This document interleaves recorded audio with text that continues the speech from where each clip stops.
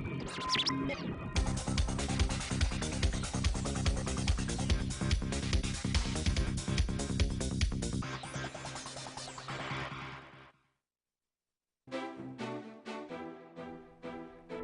안녕하세요. 최영호의 주간경제 리포트 김효미입니다. 이 신용평가사인 무디스가 한국의 경제 성장률을 2.5%를 제시를 했습니다. 올해 2.5%를 제시했는데 내년에는 2.3%로 전망을 하고 있습니다. 근데 사실 이 2.3% 수치가 유럽 재정위기 당시 수준과 비슷한 수준이라고 하는데 많은 의미를 담고 있는 것 같습니다. 오늘 일부에서는 고용 동향에 대한 이야기를 좀 나눠보려고 합니다. 오늘도 현대경제연구원 최영호 고문 나오셨습니다. 고문님 안녕하세요. 네, 반갑습니다. 이거 뭐 경제에 대해서 지금 뭐 너무 나쁜 수치들이 나오니까, 그리고 경제 수장들도 받고 그러니까 우리가 좀 위기감을 갖고 대처해야 되는데, 뭐 나오는 지표들이 조금 아직 좋은 성적들은 아직 안 나오고 있네요. 네. 그렇다면 최영호의 주간경제 리포트 좀 본격적으로 시작을 해보도록 하겠습니다. 오늘 고용 동향에 대한 이야기를 좀 하려고 하는데 네. 이 홍남기 경제부총리 내정자에 대한 이야기를 또 안 할 수가 없어요. 그렇죠. 이분이 고용 상황을 엄중하게 생각한다. 또 현대 이렇게 잠재 성장률이 아래 있지만 이거 가지고 경제 위기다, 뭐 침체다라고 판단하는 거는 성급한 판단이다라는 이야기를 했는데 좀 어떻게 생각하시나요? 그래요. 이게 뭐 일자리 정부 아닙니까? 네. 제일 먼저 일자리 늘리고 뭐 정규직, 비정규직 얘기를 나오면서 했는데, 가장 뼈아픈 숫자들이 지금 나오고 있죠. 왜냐면 뭐 실업률은 뭐 최대치가 나오고, 또 이 우리가 알고 있는 그런 이 40대 우리나라 이 경제의 중심 40대, 50대의 실업률이 늘어나고 있고, 그다음에 자랑스럽게 얘기했던 뭐 고용이 있는 자영업자 숫자는 증가했다, 뭐 이런 자랑을 했는데, 요번에 또 그게 주는 형태로 또 나왔어요. 등등이 굉장히 있는데, 이것을 얼마나 심각하고 엄중하게 보는지, 이게 뭐 내정자라서 그런지 아직 우리들은 감이 안 오네요. 그래서 이것을 잘 모르는 것 같다. 네, 잘 라고 모르는 것 생각하시는 같고, 건가요? 아니 근데 또 뭐 청와대 정책실장 내정자도 그런 얘기 하지 않습니까? 소득주도 성장 계속해서 견실히 뭐 추진하겠다 그러는데, 지금 좀 바꿔야 될 때가 아닌가 싶은데요. 뭐 한간은 이런 뭐 재밌는 얘기도 있어요. 우리가 소득주도 성장을 줄여서 소주성이라 그러는데, 네. 소주성이 안시성보다 더 깨기 어렵더라. 그만큼 결실이 없다라는 거죠. 뭐 그냥 뭐 옆에서 이렇게 하더라도 그거를 바꿀 생각을 안 하고 그러는데요. 최근에 우리 뭐 신문지상에 이 뭐 나온 안타까운 얘기 하나 뭐 비유를 하자면, 8살짜리 어린애가 네. 병원을 갔는데 3번이나 의사가 변비니까 이 약만 먹고 뭐 나면은 나을 거라. 네. 그런데 알고 보니까 횡격막 이 탈장이었어요. 그리고 이제 뭐 애가 죽었단 말이에요. 진단이 잘못되면 이거는 끝에 가서의 결과는 엄청난 겁니다. 횡격막 탈장 그거 어린애 그거 고칠 수 있는 병이거든요. 그런 것처럼 좀 더 신중하게 우리 경제에 대해서 더 위기감을 좀 가졌으면 좋겠는데요.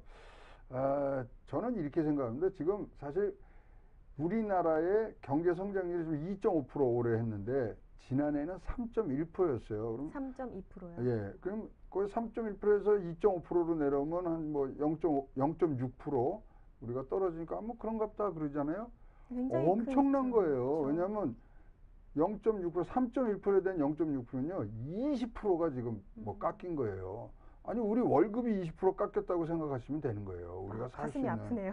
아프죠. 거기다가 만약에 내년도에 2.3%로 간다면은 2년 전에 비교해서 네. 뭐 40%까지는 아니지만 뭐 하여튼 30% 정도가 지금 깎이는.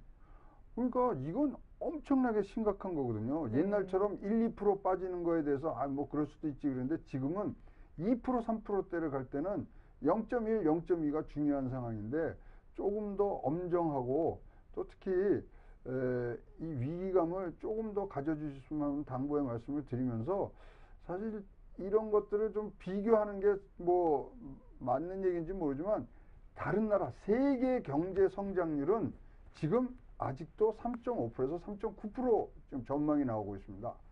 아니, 언제부터 우리나라가 세계 평균보다 못한 그런 경제 성장률을 갖고서 이것이 위기가 아니다, 이런 얘기를 한다는 것 자체가 국민들에게 경제 상황에 대한 공통된 인식을 퍼뜨리는 데는 뭐 첫 단추는 잘못 끼신 거 아니냐 이런 판단을 좀 내리고 싶습니다. 네, 다음 질문 이어가도록 하겠습니다. 이 많은 경제학자들이 비용 증가로 이 경기 침체 속에 물가가 오르는 스태그플레이션 조짐이 보인다라고 얘기를 하는데 어떻게 생각하시나요? 지금 뭐 이 전형적인 스태그플레이션의 그 진입 단계에 들어온 것 같은 네. 그런 우리가 판단을 내릴 수밖에 없는 게요. 이게 이제 물가가 오르는 거는 사실 수요가 많아갖고 물가가 오르면 그거는 참 경기가 좋아지는 그래서 그렇죠. 사실 경기 활성기에는 물가가 자연스럽게 오릅니다. 근데 요번 거는 좀 다르다 이거죠. 왜냐하면 유가가 오르고 네. 그다음에 노동시장에 그런 노동을 이 공급하고 수요하는 비용이 너무나 오른 거예요. 그게 뭐냐면 최저임금이 올랐죠. 네. 그다음에 근로시간이 단축이 됐죠. 그런 것들이 임금 상승이라든가 어떤 이 공급 비용을 지금 올리고 있단 말이죠. 네. 뭐 최근에 보면 과자 뭐 이런 것부터 해서 우유값 뭐 그다음에 이제 뭐 택시값까지 이런 것들이 좀 오르는 것들이 뭐 사람이 많이 사서 사람이 수요가 많아서가 아니라 물가가 오르는 게 결국은 그러한 이 생산 요소가 오르기 때문에 그러면 경기는 침체되어 있는데 물가만 올라요. 얼마 전에 새우깡 오른다는 그 슬픈 기사를 제가 그렇죠. 그 봤거든요.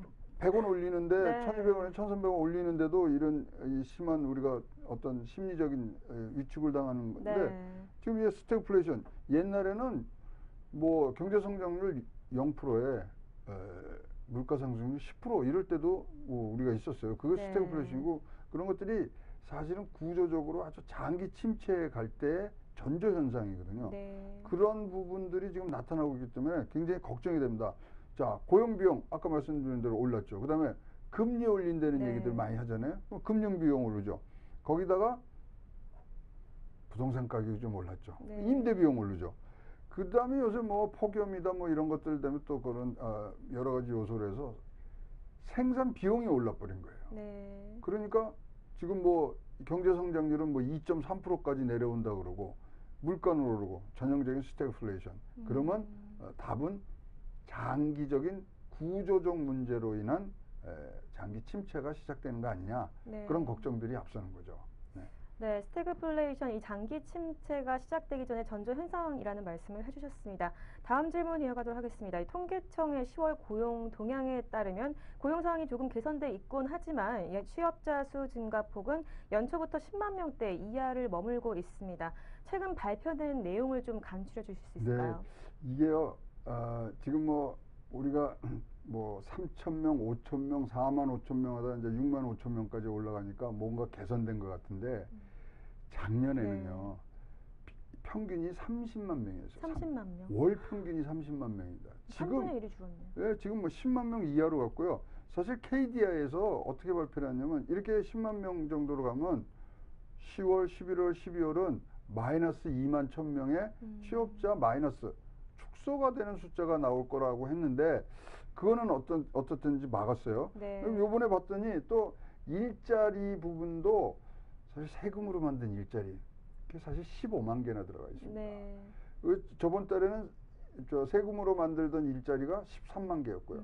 그래서 지금 세금으로 새로 생기는 일자리 그게 아주 좋은 일자리는 아니란 말입니다. 이게 소위 말하는 이 노무라든가 또는 이 공공 근로사업 등등의 네. 아주 단기적인 이 근로의 형태를 가지는 부분들로만 지금 가고 있기 때문에 과연 이게 질이 좋아지는 이 정부가 말하는 양질의 일자리들을 만들고 있느냐 여기에 대해서는 의심이 많고요. 현재 요번에 나온 것들에 있어서 가장 이제 놀라운 부분들은 40대, 네. 50대 얼마 전에 여기가 뉴스를 굉장히 봤어요. 지금 많이 취업지들이 이 감소가 됐습니다. 네. 40대라는데 자녀도 키워야 되지만 부모님들도 또 고향을 해야 고향을 되고 해야 되는 부분들 정말 지출이 제일 많은 제일 때잖아요. 많은 시기죠. 그리고 IMF 때도 40대의 이 뭐 근로자들은 임금이 줄어든 적이 없어요.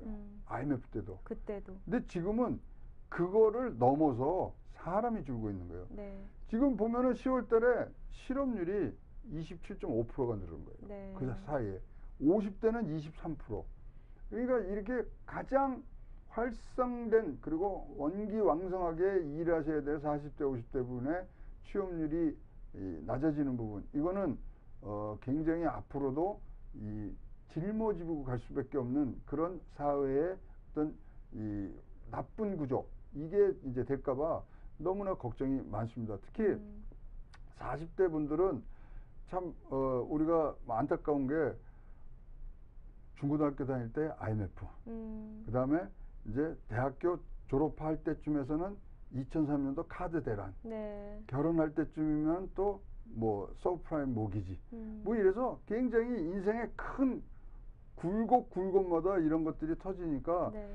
굉장히 참 뭐 안타까운 세대라고 부르기 전에 이 어떤 우리가 사회 안정망으로 해서 좀 우리가 같이 갈 수 있는, 뭐 이 정부에서 얘기하는 포용 성장을 네. 같이 할 수 있는 부분들에 아주 뭐 이 고생을 많이 하신 세대이기 때문에 그런 점에서는 우리가 이 사회 안전망을 강화해야 되겠습니다만은, 먼저 제일 좋은 사회 안전망은 사실 취업이고 일자리입니다. 그게 복지고 그게 우리의 사회의 건강함을 나타내는 거기 때문에 이분들에 대한 어떤 핀셋, 우리가 청년만 생각할 건 절대 네. 아니거든요. 뭐 노인의 일자리, 그것도 뭐 우리가 생각해야 되면 여러 가지들을 지금 생각해야 되고요. 요번 또 이 고용동향의 재미난 숫자는 60대 이상이 24만 명이 증가를 했습니다. 네, 그러니까 고용이 늘어나고 있다라고 하는 건 아니, 어떻게 근데 보세요? 60대 이상의 이 고용 늘어나는 부분, 이게 무슨 좋은 일자리겠어요? 해봐야 달에 80만 원 이하의 취업, 뭐 이런 거죠. 그래서 사실 이제 취업자라는 게 우리나라 통계청의 그 개념에 보면 15일이 들어가는 주간에 1시간 이상 일하면 취업자입니다. 네. 그래서 이제 그런 것들을 좀 우리가 핀셋으로 딱 집어낼 수 있는 부분들이 진짜 뭐 평균적으로 내서는 이 노동 문제, 그다음에 이 취업 문제는 풀리지가 않거든요. 아니, 요번 그 통계에서도 나오는데 최저임금의 제일 취약한 3대 업종이 있거든요. 뭔가요? 그게 이제 저거죠. 도소매업, 그다음에 도소매. 음식 숙박업, 네. 그다음에 사회 이 시스템이라든가 이제 임대 관리 사업, 뭐 이런데. 도소매업이라고 하면은 어떤 걸, 거기 아니, 일하는 직원들을 뭐 말씀하시는 직원들뿐, 예, 직원이죠. 다 직원이고 뭐 이제 가게들 네. 하시고 이런데, 거기서 일단 요번에 이 줄은 숫자만 보면 10만 명이에요. 네. 그다음에 숙박 음식점에서 8만 6천, 그다음에 사업 시스템 관리 임대 서비스업에서는 네. 13만. 그래서 거기서만 해도 벌써 31만 명이 지금 네. 줄어들고 있거든요. 거기야말로 진짜 최저임금을 올리면 노동자 비용이 제일 큰 데거든요. 그렇죠. 가게가 돌아가지 사람을 줄일 못하고, 수밖에 없는. 그렇죠. 예. 문을 닫는 그럼, 곳도 많다고 그렇죠. 들었거든요. 자영업자가 숫자를 준다는 것들을 우리가 목도를 하고 있지 않습니까? 네. 자영업자는요, 취업이 안 되는 것은 결국 뭐라고 우리가 풀이되냐면 폐업하는 거거든요. 네. 다른 데는 또 다시 이제 나올 수 있고 뭐 들어갈 수 있고 그러지만, 이 자영업자들의 이 취업자 수 감소, 이거는 굉장히 사회적으로 부담이 됩니다. 특히 요번에 이제 뭐 이렇게 구조, 이 뭐 고용의 구조 뭐 개선이 됐다고 뭐 얘기하지만, 네. 이 구직급여, 옛날엔 실업자급여라 했죠. 네. 그것은요 전년 대비 동기로 해서 60%가 올랐어요. 그렇게 보면 정말 이게 개선이 된 게 아니네요. 아니에요. 그러니까 지금 마중물격에 정부의 세금으로 만든 일자리가 여기까지 이제 왔는데, 이거는 지속 가능하지가 않거든요. 진짜 공공 서비스하고 가는 거고. 네. 그렇습니다. 그다음에 재미난 거 숫자는 또 저번 달에 그러고 이번 달에도 그러는데, 농림업이 5만 7천 명씩 늘었어요. 저번 달에도 그러고. 많이 늘었네요. 저는 이유를 이해를 못해요. 왜 거기가 왜 늘어야 되는지. 뭐 추수 시절에서 뭐 일손이 들어오는데, 네. 그거 갖고서 우리가 이제 취업, 뭐 고용 시장의 구조의 개선, 질의 향상, 이런 거 논할 때는 아닌 것 같고요. 근데 정부가 얼마 전에 그랬잖아요. 고용보험 가입자 수가 늘어나고 있다. 그래서 우린 질적 개선하고 있다. 이렇게 네. 얘기를 했는데. 아니, 그러니까 고용보험도 정확히 우리가 이거 얘기를 해야 되는데, 7월 2일자로 어떤 조치가 됐냐면요. 주에 15시간 미만으로 일하는 사람들은 생계 목적이 아닌 이상 고용보험에 들어가지를 못했어요. 네. 근데 그 제한을 없앴습니다. 그러니까 임시직 근로자들도 고용보험에 들어올 수가 있는 네. 상황이기 때문에 늘어난 거예요. 거기도 보면 또 신규 취업자의 61%가 청년이거든요. 네. 근데 청년들이 이제 뭐 이 들어간 데를 보니까 도소매업, 음식 숙박업이 네. 가장 많이 이 포진이 된 거죠. 네. 청년들이 뭐 거기 일하는 거에 대해서 뭐 노동의 귀천이 없겠습니다만은 그래도 우리가 생각하는 평생 직장이라고 생각하진 않고. 그렇죠. 정규직이 아닐 그쵸. 수도 있고 그런 부분들이 사실 조금만 한꺼풀만 들어가면은 다 보이는 문제인데 네. 그것을 갖고서 이렇게 자꾸만 고용 사항이 조금씩 개선되고 있다. 아니 옆에서 보면 다 아는 건데 이런 식으로 자꾸만 뭐 진단을 잘못하고 계시면은 진짜로 우리가 위험한 지경이었을 때 어떻게 할 건지 네. 우리 걱정이 많이 앞서고 있습니다. 네. 네, 다음 질문 이어가도록 하겠습니다. 이 한국은행에 따르면 고용 탄성치도가 2009년 글로벌 위기 직후만큼이나 악화됐다라고 발표를 했습니다. 이 경제가 좋아져도 일자리가 안 생기는 현상이라고 하는데 그렇죠. 우선 고용 탄성치도에 대해서 좀 말씀해 주시죠. 고용 탄성치는요 경제가 함에 따라서 이 소위 말하는 네. 전체의 고용자 수는 얼만큼 늘으냐. 그러니까 고용률 나누기 경제 성장률입니다. 숫자가 높을수록 좋은 거네요. 그 1을 넘어가면 되게 좋은 네. 거죠. 1을 기준으로 해서 그러니까 경제가 1% 늘 때 뭐 고용률도 1% 늘면 굉장히 좋은 거죠. 현재 한국은 어느 정도인가요? 한국은요. 네. 참 창피한 게 아니라 참 심각한 거죠. 0.032입니다. 0.1도 아니고 아닙니다. 0.03. 0.03. 그러니까 우리가 경제 성장률 1% 해도 네. 0.032밖에 안 되기 때문에 네. 뭐 이거는 취업자가 늘어나는 부분들이 아니죠. 미국은 얼마야? 0.44입니다. 부럽네요. 근데 이게 0.032가 뭐 과거부터 쭉 나온 게 아니라 네. 2017년 2분기에는 우리나라가 0.491이었어요. 그러니까 1년 조금 넘게 0.491에서 0.032로 지금 떨어진 부분이 너무 속도가 빠른 거거든요. 이렇게 낮은 적이 있었나요? 2009년도에는 마이너스도 있었어요. 마이너스도 네, 있어요. 마이너스도. 그래서 그건 어떤 상황인가요? 아니 그러니까 수치가 마이너스면 늘었는데도 네. 고용을 안 하고 해고를 시킨 거죠. 왜냐면 앞으로 이제 그때 2008년, 2009년 외환위기 서프라임 모기지 뒤끝이기 네. 때문에 뭐 돈은 돈대로 벌지만 전혀 네. 뭐 고용을 늘리지 않았던 부분인데 사실 이 뭐 고용 탄성지가 낮은 것은 사실 이제 노동 집약적인 것보다는 일단 자본이나 기술 집약적으로 돌았다. 그래서 선진국들이 좀 낮긴 낮아요. 네. 우리나라도 뭐 그런 형태를 떼고 있는데요. 최근에 보면 지난 4년간 우리나라의 4대 그룹의 이 취업자 수를 보면요. 4년 전에 62만 2천 명이었어요. 네. 근데 지금 62만 2천 명. 4년이 흐른 지금 순간은 네. 62만 9천 명입니다. 4년 동안에 7천 명밖에 더 고용이 안 되는 거예요. 정말 적게 늘었네요. 그렇죠. 지금 그다음에 스마트 팩토리에서 다 공장 뭐 돌리고 이러는데 뭐 기계들 로봇도 다 쓰고 있기 때문에 그런 부분에 있어서의 이 고용 탄성치 따라서 사실 우리도 이것도 굉장히 중요한 우리가 맥을 잡아야 되는 부분인데 고용 없는 성장 이런 얘기들 많이 들어보셨잖아요. 고용 없는 한국, 노동의 종말, 4차 산업혁명 이런 화두들이 지금 뭐 쓰나미 몰려오듯이 지금 몰려오기 때문에 우리가 지금 뭐 옛날 무슨 경제 외환위기나 뭐 서프라임 모기지 위기 같은 위기가 아니라고 그러지만 사실은 너무나 길어지는 장기적 침체의 입구에 서서 지금 앞에가 안 보이는 이런 상황이라는 위기감을 갖고서 지금 우리 경제당국이라든가 정부에서 일해줘야 되는데 계속 소득주도 성장 잘 되고 있어.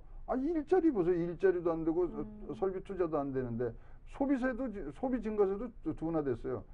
그럼 빨리 방향을 바꾸든가 다른 이 운송기구로 옮겨 타야지 우리 경제라는 큰 이 배가 나갈 수 있는데 걱정이 아주 굉장히 심각하게 다가오는 10월달 고용 동향이었습니다.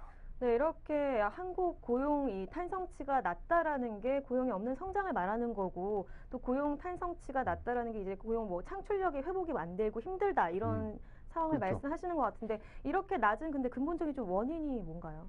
근본적인 원인? 뭐 그런 낮은 것들은 네. 지금 일단은 이 중소기업에 우리가 뭐 설문을 돌려보면 네. 82%가 네. 채용 계획이 없는 거예요. 그러니까 미래가 불확실하고 네. 미래에 어떤 것들이 뭐 올지 모르는 그런 뭐 심리 또는 네. 이 전망치들이 굉장히 지금 뭐 낮아져 있는 상태에서 고용을 할 수가 없죠. 더군다나 고용 비용이 너무나 올라간 거죠. 최저임금, 네. 근로시간 단축 등등이 지금 뭐 삼각파도로 지금 오기 때문에 고용을 안 하겠다, 채용을 안 하겠다가 네. 벌써 82%입니다.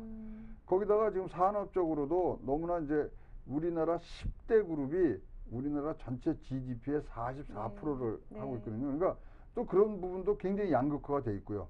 그래서 지금 현재 이러한 돌파구를 찾기 위해서는 우리가 중소기업 중심의 어떤 진짜 아주 색다른 대책들을 좀 내놔야 되거든요. 네.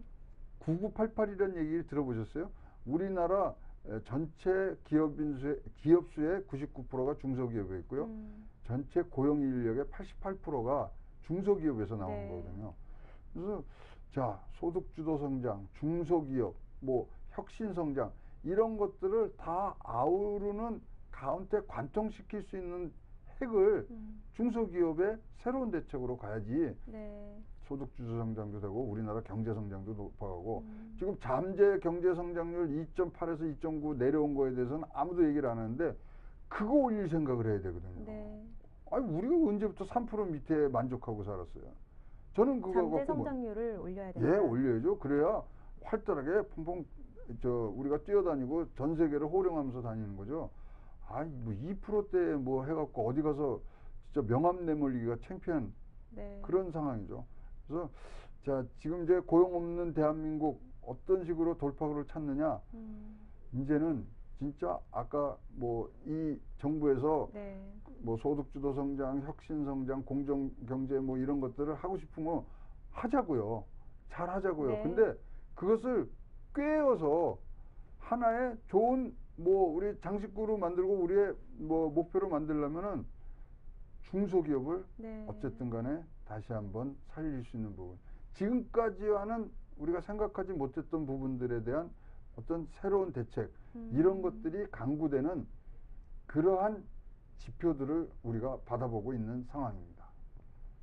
네, 이 고용시장, 미미한 고용시장이, 네, 고용시장인 대한민국 중소기업의 육성에 대한 말씀을 좀 해주셨습니다. 일부에서는 고용 동향에 대한 이야기를 좀 나눠봤습니다. 고용 없는 성장을 벗어나서 경직된 고용시장이 개선되고 또 활발한 창출이 일어나기를 기대하겠습니다. 저희가 준비한 소식은 일부 소식은 여기까지입니다. 저희는 2부로 곧 다시 찾아뵙도록 하겠습니다.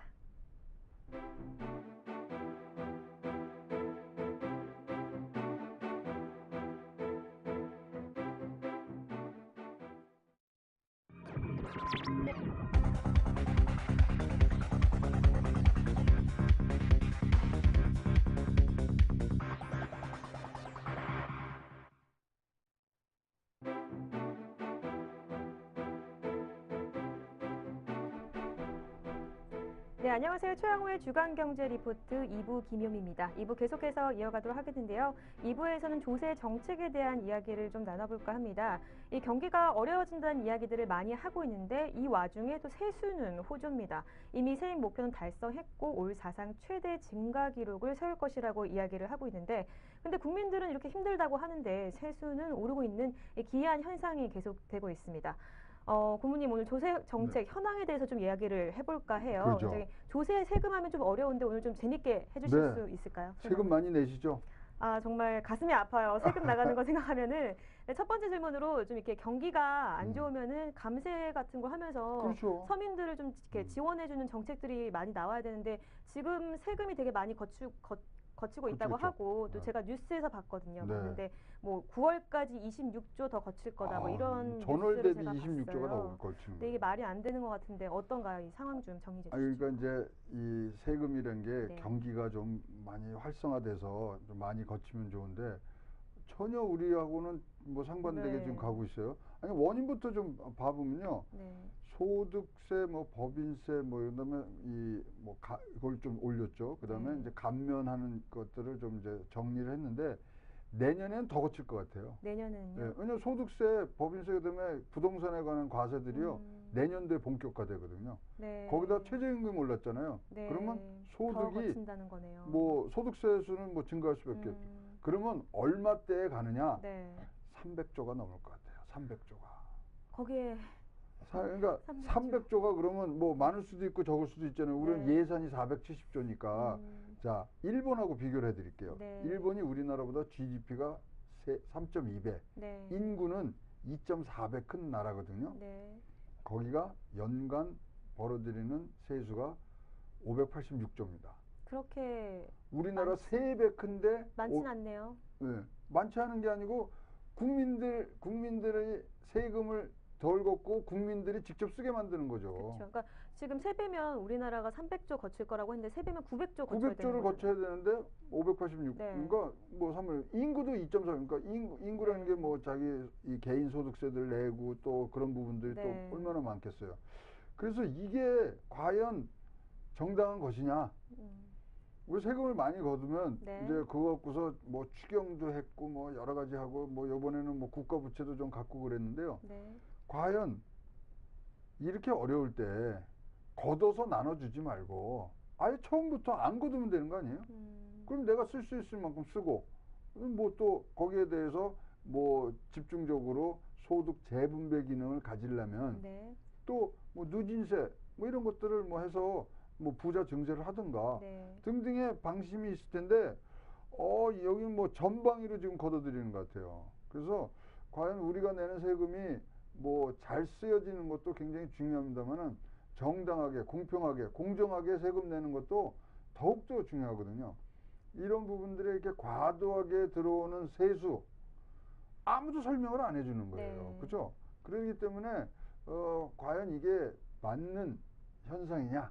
그걸 검사하는 사람은 따로 없나요? 어떻게 국회에서 정당하게 하는 걷는 거죠. 건지. 국회에서 예산이라는 건 네. 우리가 지출은 얼마하고 세입은 얼마입니다. 이거를 통과를 하는 건데 네. 국회의원께서들 뭐 일을 안 하시고 계는 거죠. 이렇게 그러면 아니 좀 뭐 갖춰주고 뭐 복지에 대해서는 뭐 어떤 식으로 더 넓게 한다든가.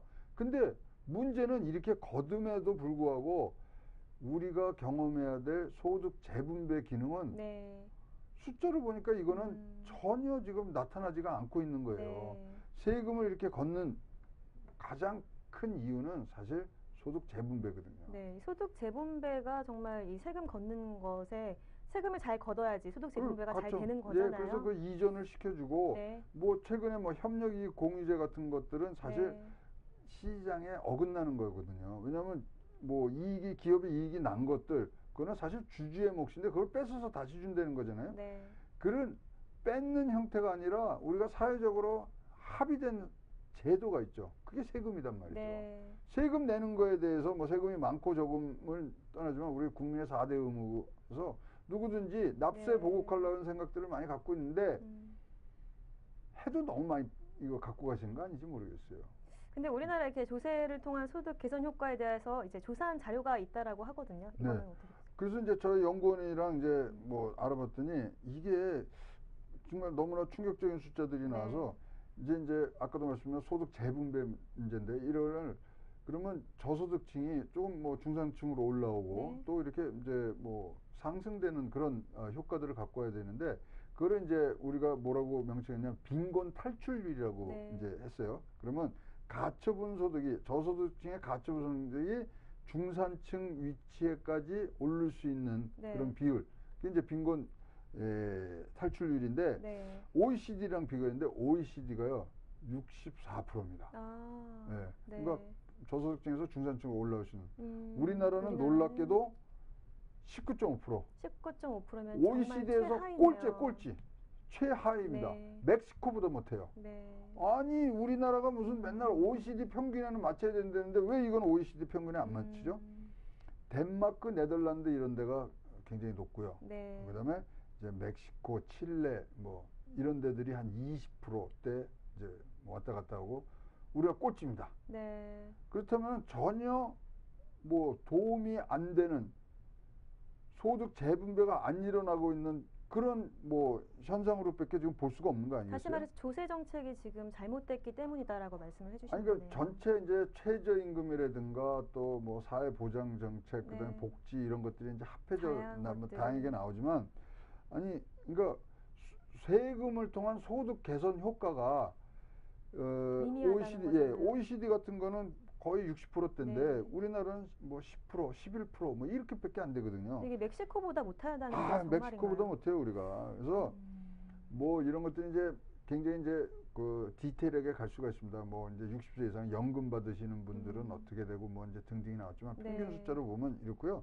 연금 수령자도 뭐 60세 이상이죠. 뭐 네. 65세까지 이제 해보면 거기는 80.8%가 빈곤 탈출을 할 수 있는 그러한 제도가 돼 있는 거예요. 네. 우리나라 60세 이상의 연금으로 갖고 계신 분의 빈곤 탈출률 16.5%밖에 안 돼요. 네.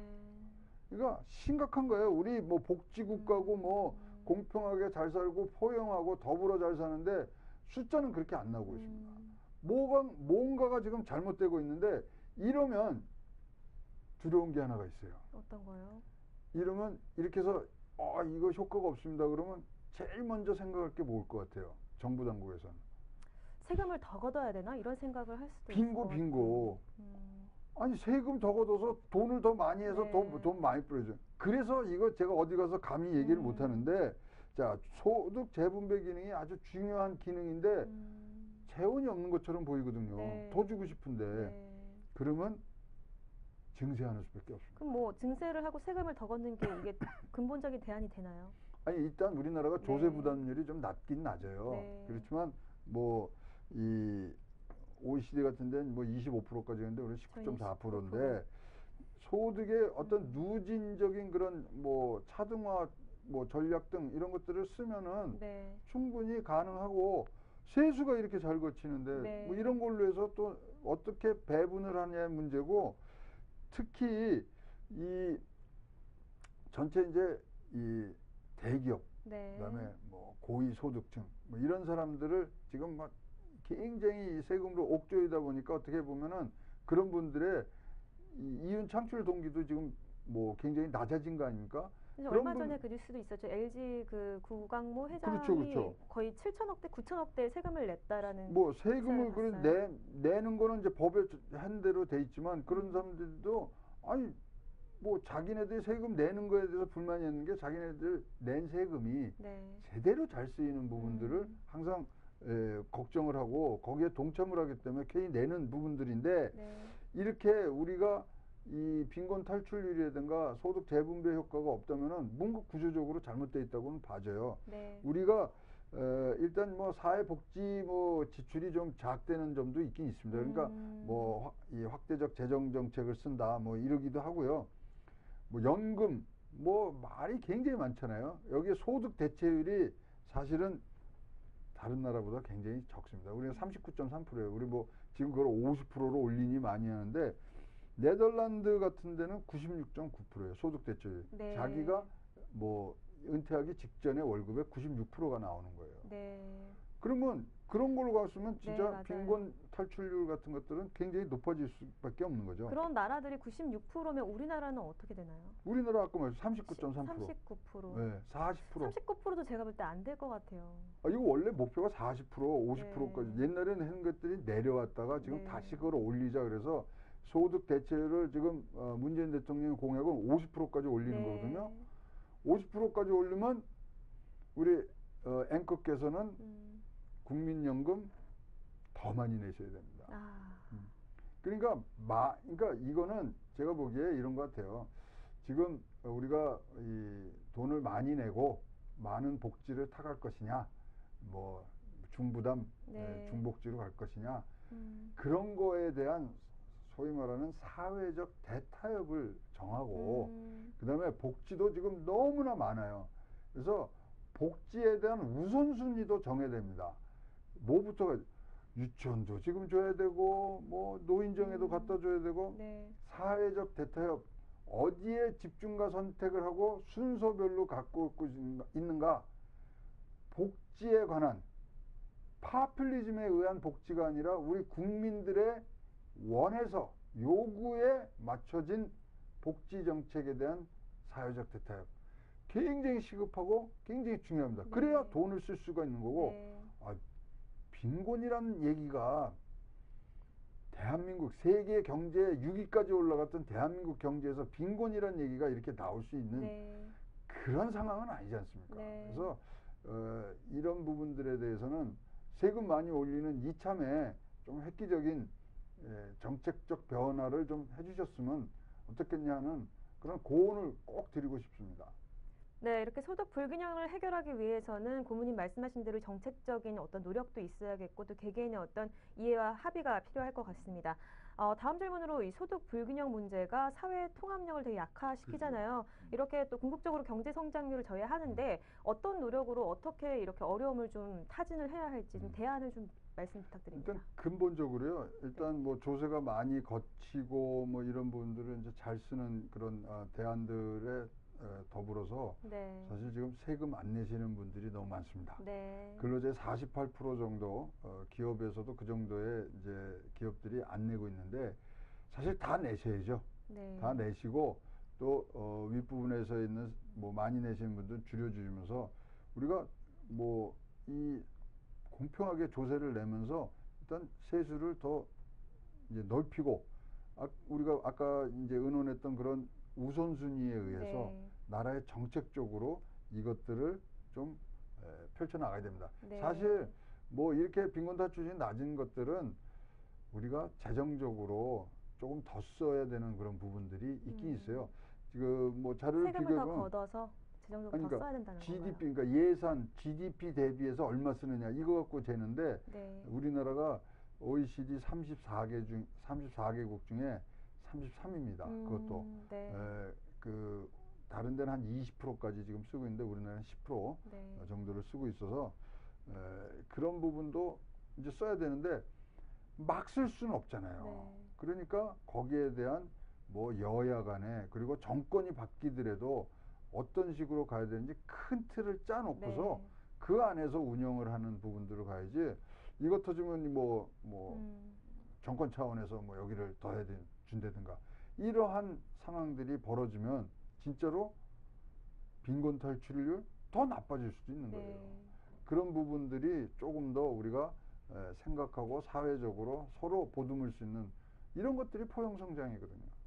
이렇게 빈곤 탈출 이야기를 하다 보니까 이렇게 떠오르는 게 궁금한 게 하나 있는데 네. 얼마 전에 이제 기사를 통해서도 40대, 50대 실업률이 굉장히 높고 앞으로 이렇게 노년층으로 갈수록 사는 게 굉장히 힘들어지는 것 같아요. 척박해지는 것 같은데 그렇죠. 덴마크 뭐 이런 선진국들 보면은 굉장히 그 복지도 잘 돼 있잖아요. 우리가 그런 국가를 좀 따라가려면 어떻게 어느 정도 세금이 더 거쳐야 되고 어떻게 어떤 정책적인 대안이 있어야 될까요? 일단 이제 노인 문제는 사실 연금 제도가 네. 이제 얼마큼 성숙했느냐의 문제인데 우리나라 이제 연금을 1988년부터 이제 이 국민연금이 이제 뭐 운영이 되기 시작했는데 사실 독일 같은 데는요 국민연금이 제일 먼저 들어온 독일은 1889년도에 들어와요. 네. 이거 뭐 정말 100년이 넘게 200년 이제 긴 뭐 역사를 갖고 굉장히 있군요. 갖고 있고 네. 덴마크도 1891년 미국이 좀 늦어서 뭐 거기가 64년인가 뭐 하여튼 40년대 이제 들어오고 그러거든요. 네.